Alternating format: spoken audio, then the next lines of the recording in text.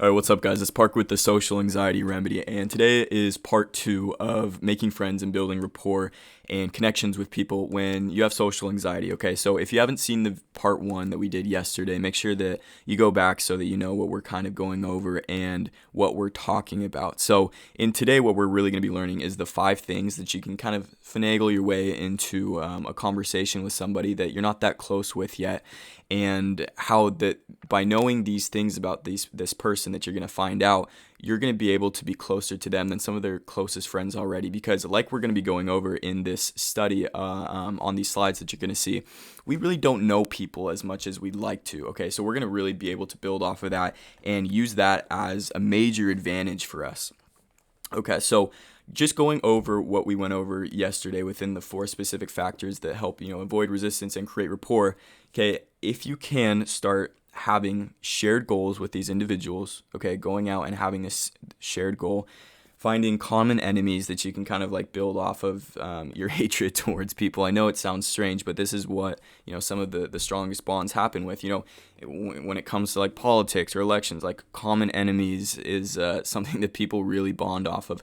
Shared experiences is probably one of the most powerful ones because you're actually going out and doing something that's usually physical, and being able to experience a lot of your surroundings as well as strong emotions, and like you kind of know from the story that I told yesterday. So that's just a quick recap, but what I want to get into right now is this case study and this example of a survey, or not a survey, but a study done at a university that basically had people make predictions about their friends' preferences. So if you've ever seen like those YouTube videos that are popular where it's like, my boyfriend guesses or like tries to tell me how much they know about me, whatever. This is kind of what that was with friends. Okay, so the first group that they studied was friends that had known each other for at least 10 years.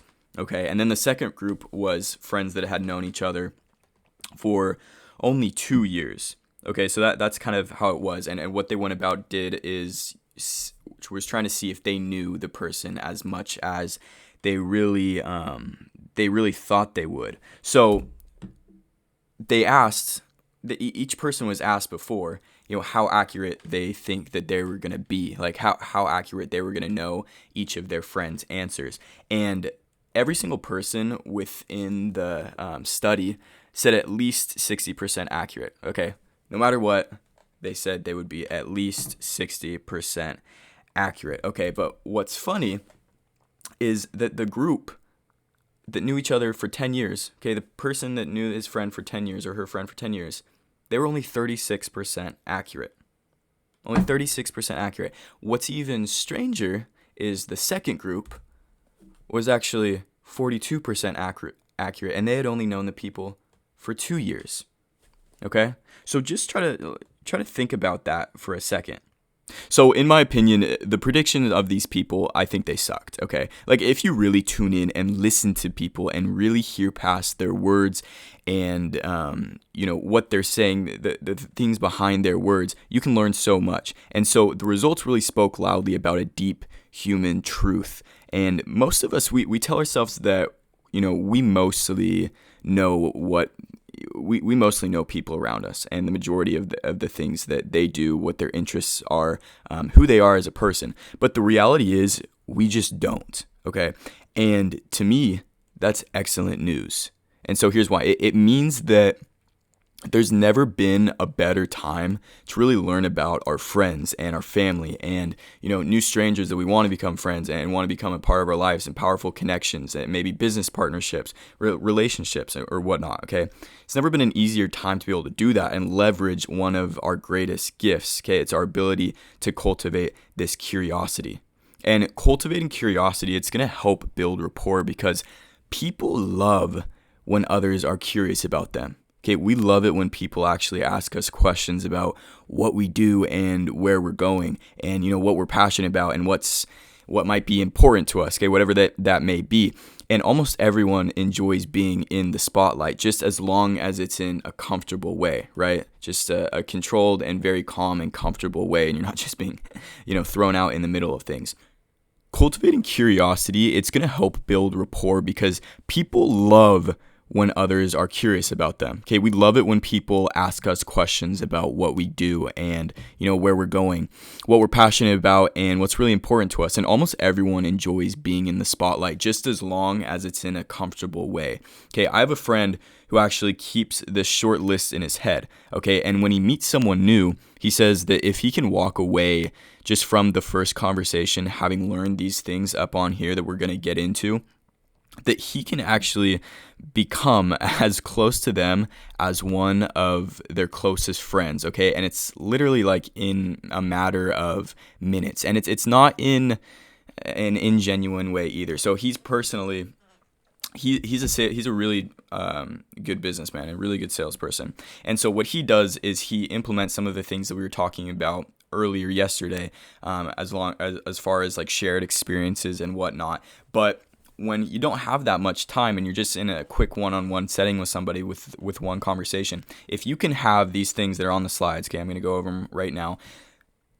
Know their main goal in life, okay?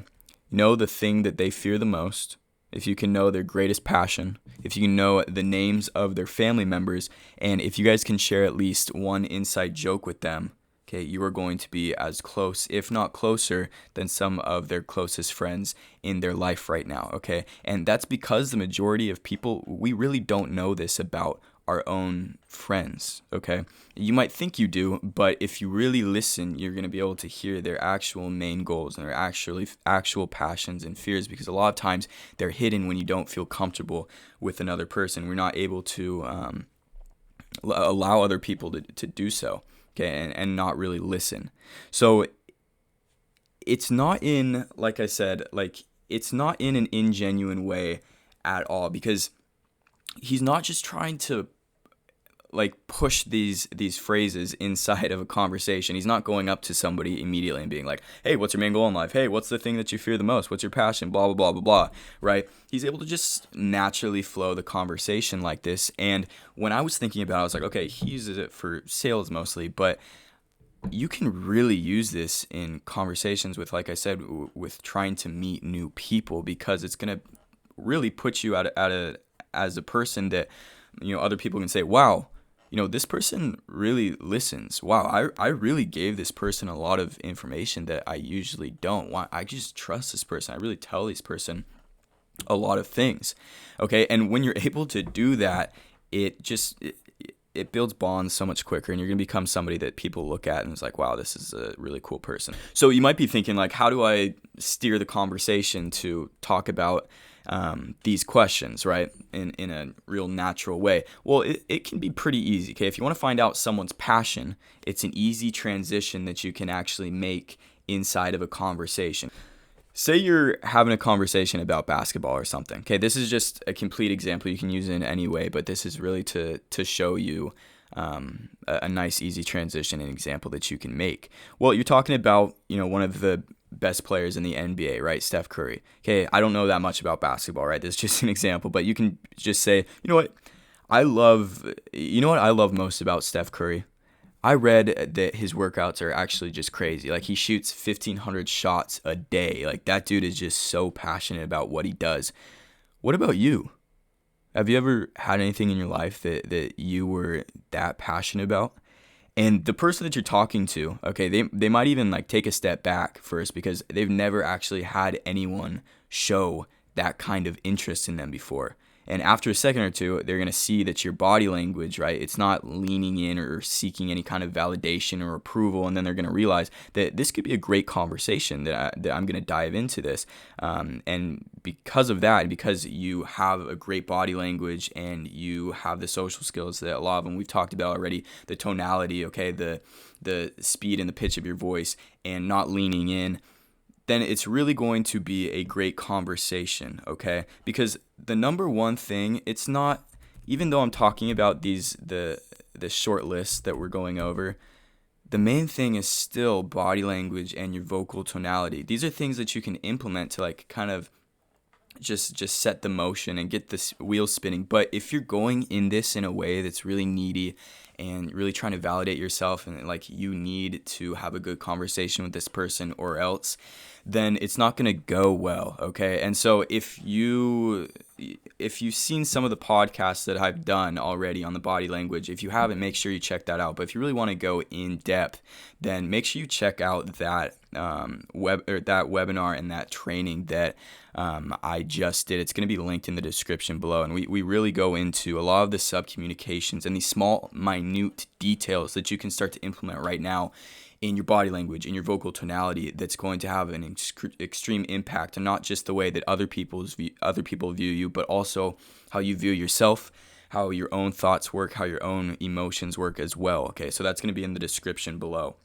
But anyways, it's extremely easy to just steer this conversation in a way like that, where you find somebody's passion and you're able to dig deep on this list. Okay, let me go over it again just for the people that are listening on the podcast, because you don't have that much of a good example, right? You don't have these slides. It's talking about their main goal in life, okay, the thing that they fear most, their greatest passion, okay, the names of their family members, and then if you can share at least one inside joke with them, okay, it's really important and it's really cool.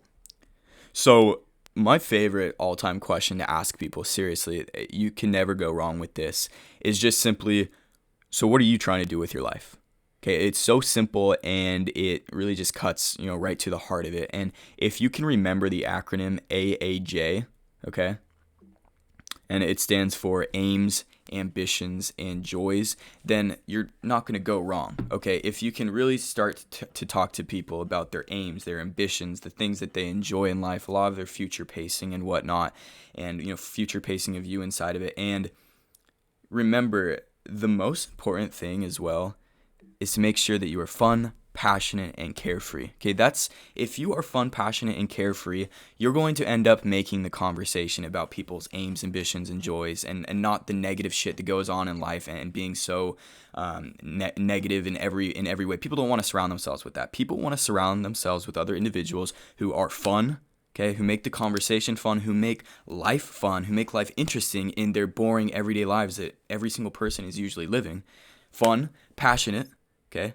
We're talking about passions. We're talking about what you love to do and being extremely firm on that and that opinion of yourself and doing the things that you love, and also being carefree. And that really comes off from body language and your vocal tonality as well, right? Because if you go up to somebody and you just try to say, hey man, so what are you doing with your life? Okay, I know it sounds kind of nice, right? But like we were talking about yesterday, it's being basically like a pushover. Okay, if you could see my body language right now, I'm pretty closed off, and I'm increasing that pitch at the end of my voice, right? Hey, what are you trying to do with your life? Hey, what's up? It comes off extremely needy, other than, hey, you have that positive body language, which you can learn from that webinar that I just talked about.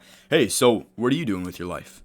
Okay, it really makes it so that you're actually interested, you're not needy from them, and that's why it's so important to be carefree, and that's why I talk about being carefree so much. Okay, and one of the problems that I just run into all the time is that people focus way too much on the verbal aspect of it when they're trying to build a rapport.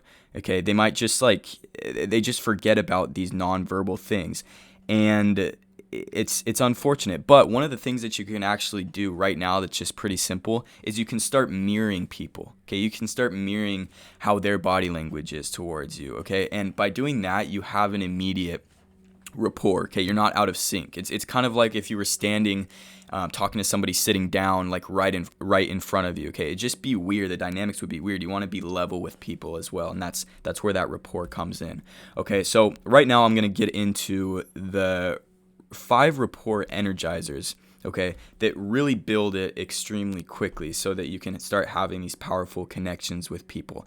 And sometimes you don't have, a lot of time to just develop a relationship with someone, and you might only have a day or two, or like a couple hours or a week or two. So you really have to accelerate the rate at which that rapport can grow. So to that end, what I have is these 5 different rapport energizers to really jumpstart that acceleration. So just keep in mind, don't use all 7 at the same time on a person. Okay, that's going to be complete overkill.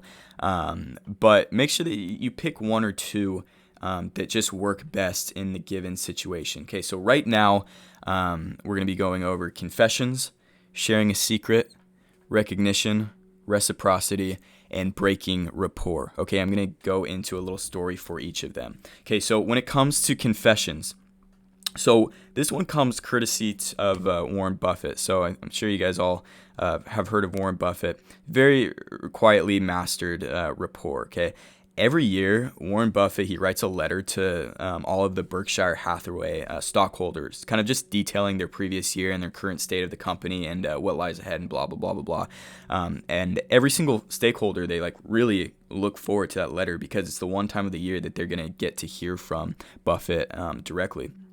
So for the last several decades, what he's been doing is he's opened every letter with not an accomplishment or like a milestone, but a confession. Okay, and Buffett confesses something that didn't actually go as planned for the business in the previous year. Okay, he doesn't talk himself up or anything. So why would he do that? Okay, he's Warren Buffett. Okay, he could brag about any number of accomplishments in any year of his life probably. Okay, but by offering a confession, what he's doing is being honest. And when you read something like that, you think that he may be a really successful guy, okay, but he's also honest. Okay, he admitted mistake, and we all make mistakes, obviously. And making a confession to someone brings them closer to you and can often turn an adversary into an ally. Okay, so if something has ever happened, this is something that I personally have to work on. Okay, this is one of my confessions, I guess, is when somebody's really talking themselves up about all their accomplishments, I tend to be extremely like skeptical, okay, and I tend to not end up liking the person if they're talking themselves up, even if I know they are pretty successful. But when somebody is somebody like Buffett or just anybody in a friend group that you know, and they can talk and not take life seriously and not brag about themselves and really be authentic, because every single person here, we all make mistakes, okay? And just like I'm detailing right now, that's one of my not just mistakes, but things that I need to really work on when it comes to judging others who kind of hype themselves up in that kind of aspect. So that's what I'm personally doing. But if you can start sharing these confessions with people, it's going to really lead to a lot of trust, and they're going to see that you're an actual authentic human being and you're not just going through the motions like a robot or something like that. Okay, the next one is sharing a secret. So I have a pretty cool story with this. Back in the 19th century, okay, Napoleon was really the face of power in France, okay, but it was his right-hand man. I think it was Maurice de, I'm trying to read this name, Maurice de Talia, who, it doesn't really matter, okay, who proved the person that was invaluable, okay, so he was the expert conversationalist who could really get others to reveal their feelings and their ideas without even knowing it, okay, so if you've ever read The 48 Laws of Power by Robert Greene, you're going to kind of know this story, and he had one trick in particular that he used repeatedly to his benefit. So when he was in private with other, foreign diplomats or high-ranking officials, not Napoleon, this Talleyrand, he would often blurt out what would appear to be a huge secret. Okay, it was usually something that he actually made up, but he would pay attention to the other people's reactions, which would give him information. And the obvious benefit to that was that he could really gauge reactions. But then there was also a secondary benefit, okay, that you're going to be able to learn right now and you're going to be able to implement. Because people would end up feeling extremely compelled to share a secret with him as well. And so sharing secrets is an incredibly powerful way to build this rapport. So he was a politician, one that, even his closest allies didn't trust. So I don't want you to go around lying to everyone that you meet just to learn all of their deepest secrets or anything like that. But just keep a few personal secrets about yourself at the ready for whenever you might need them. And this is why people bond so easily over gossip. Okay, this is why you absolutely and everybody loves gossip and they love drama. It's these secrets. Okay, so I'm not telling you to I'm not telling you to go up to a random person, lie about a crazy secret just so that they can divulge their deepest ones to you. But have a few things that will make you, your authentic self. Share a few, embarrassing things if the topic arises, right? If you want to lead that conversation, you don't want to just be like, hey, you want to know a secret? Right? It needs to be natural. It needs to flow. And when you're able to do that, you're going to learn other secrets from other people. And when a person knows that another individual has their secrets, there's a much tighter bond shared between the two people. Okay, so the next one is going to be recognition. Okay, so there's almost no better way than to really light someone up and truly make them want to respond to you than simply by recognizing them as a unique human being. And nobody does this anymore. Okay, it's a basic communication skill that was taught like 100 years ago, but it's almost extinct now, and you can really help to change that. So when you meet somebody, aside from just filing away all their, their name and their face and making a mental note of that, you really want to make a mental note of one thing that's actually unique about them. So I try to do this personally, like when I meet someone, so that the next time when we see each other, I can ask them about that simple thing. So just doing that really illustrates to other people and the other person that they were memorable to you, okay, which is a really genuine way of recognizing them. And just imagine it, like you just met a person and then a week later they mentioned something about, hey, you're not wearing the cool shoes that you were wearing, blah, blah, blah. That's really going to feel extremely unique to you, and you're immediately going to have a bias towards trusting this person and really liking them, okay, especially when they do it in a non-needy way, but just a cool way, and so you feel a little bit special. Okay, the next one is reciprocity. Okay, so we do unto others, what they do unto us, right? That's like the common definition of reciprocity, right? And it goes for both positive and negative interactions. So if someone does a disservice to you or something, you're going to feel compelled to give them a taste of that disservice back, right? But if somebody does something uniquely kind for you, you're going to want to do the same exact thing for them, okay? So when you're using like a reciprocity to really energize and accelerate rapport, one of the most effective methods is gift giving. Okay, that is one of the most effective methods. And I don't mean just going down to like a local store and buying a Starbucks gift card with no emotion or like thought into it. Instead, combine recognition and the reciprocity. Okay, so the recognition that we talked about earlier and then the reciprocity. So an example that happened to this in my own life is a week ago, okay, was my birthday. And somebody that I actually don't know very well, it's in the middle of COVID right now, so I'm not really doing anything. But I, got together with a small group of my friends, and there was somebody had made me a birthday cake, okay, and it was somebody that I actually didn't know that well or didn't particularly have any, real fond experiences with, right? But we had actually gone camping in Big Sur the month before, and she had just remembered that I loved s'mores. Like I have an addiction to s'mores. Don't ask me why. But on this birthday cake that she had made me, she had literally put marshmallows that we could go out and like put on the campfire. And it was just like incredibly, because it wasn't a big deal. Like nobody really knows that about me, but she had just seen that and she had remembered that. And because she did that on my birthday cake, I really recognized it, this immediate flip of just really seeing this person in a new, extremely profound light. So by doing this, I know it might take a little bit more time, but it can really lead to amazing connections with other people. And now, when I see this person, I'm trying to make this person's life easier, because I feel like this person, recognize me uniquely, right? So if you can really put this into other people's lives and do this as like a weekly thing, you're going to have a lot of people on your side and a lot of people wanting to, make your life easier and just end up giving you things like that. This is how kind of real high status is created. Okay. And then the last thing right here is breaking rapport. Okay. So full disclosure, right? This last one is pretty advanced, right? You want to make yourself comfortable with the first ones that we've highlighted before you really get into this, especially if you don't have a real good solid base of social skills and, your body language and your tonality and things of that nature, okay? But breaking rapport, at least the idea of it is, it seems counterintuitive, right? We're trying to get rapport. We're trying to make connections with others. Why is breaking rapport good? Well, we've spent all this time focusing on it. Why does it need to break? Interestingly enough, it's actually the fastest way to build rapport with somebody. So breaking rapport is just simply teasing somebody or making fun of them in a really friendly way. Okay, it might seem like you're pushing them away, but when it's done in a real playful way, it's actually building this rapport. So think about, everybody has friends like this, okay? And guys especially love to give each other shit. And girls do it too, okay? So think about your best friend, okay? Do you have inside jokes with them? Of course. Do you make fun of each other, but you have a good time doing it? Absolutely. Okay, so if you meet somebody brand new and in a matter of minutes, you're able to make fun of them in a really playful way, what happens is your sense of rapport with that person, it just immediately skyrockets because they're like, oh, I've known this person for a while. Like, this person's making fun of me like some of my best friends are doing. This person, we have an inside joke already, blah, blah, blah, blah. So make sure you continue to go back to these other things like the inside jokes and like the other ones we talked about earlier to go about this in the best possible way.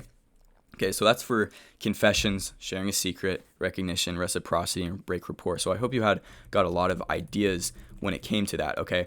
But coming to a close here, what I want you to remember, right, is AAJ, aims, ambitions, and joys, okay? Make sure that we're talking about aims, ambitions, and joys to other people, and we're not being so negative about just this random shit that goes on. And we really want to get to a profound level where we're able to be fun, passionate, and carefree. If you can remember that, then you're going to know to talk about aims, ambitions, and joys. It's just going to automatically fall in place, okay? So practice makes perfect. You're not going to immediately be able to just ease these into conversations. You're probably going to have to watch this video a couple of times, and maybe even if you're watching on the podcast, go to the YouTube channel so you can see the slides. Maybe even take notes so that you can start implementing, because I promise you, if you can start implementing these into your conversations, things are going to change. Okay, and you're going to start to see a lot of valuable things happening in your life. And most importantly, I know we just had a huge conversation on building this rapport with the words that you say, and kind of like in a strategic way that most people aren't going to tell you. They're just going to tell you to go out and go to a park and meet friends, or join a little group or whatever. Really want to focus on body language and vocal tonality, okay? That's what we really want to do. So if you're interested in learning really the basis of those social skills and how to start breaking the habit of being yourself, of who you are right now, okay, and become this new person who has these set of skills, okay, just completely revamps your life, then make sure you check out that training below. If anxiety is really hindering you in these social interactions. All right, so I hope you guys enjoyed this part 2, and I'll see you guys in the next video.